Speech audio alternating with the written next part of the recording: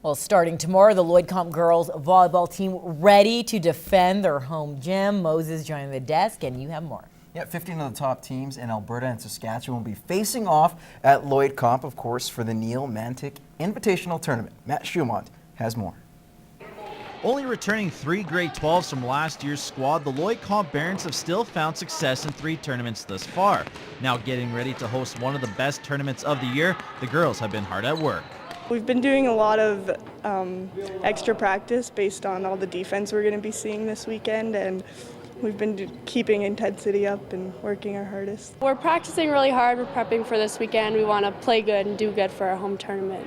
Bowing out in the quarterfinals in last year's province versus province tournament, the team has set themselves a higher goal this time around. These semis, we'll see how we do in the round robin against some of these teams, but I'd like to see us be in the semis. Well, we definitely want to do as good as we can. There's going to be good teams that we're going to have to try our best to beat, but if we can't, we can't. I mean, we want to place high like we did last year, so. Getting a chance to play in front of their home crowd, the purple and gold are confident they will be able to thrive under the pressure. They tend to respond well to playing in front of their home crowd.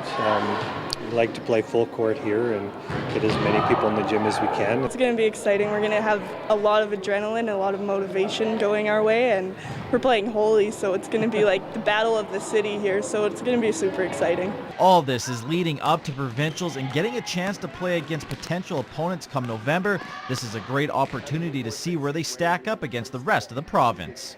There are certain teams that we hope to face, and they become a good measuring stick for where we're at this season. There are a lot of teams that'll be showing that we haven't seen yet, so it'll be good to see somewhere. It's a lot of effort. We got to work hard during this weekend to prep for provincials. We're going to have to really push hard this weekend. There's lots of tall teams, and we got to work hard, work to our ability, and just push. Matt Schumont, Newcap Sports.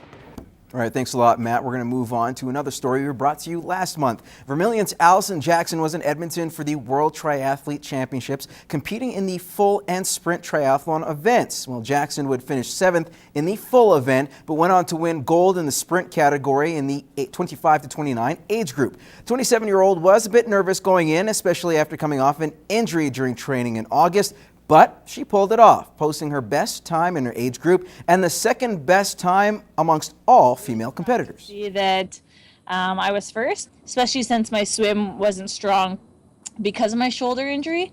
The bike portion, you just see a girl in front of you and you try to catch and pass them.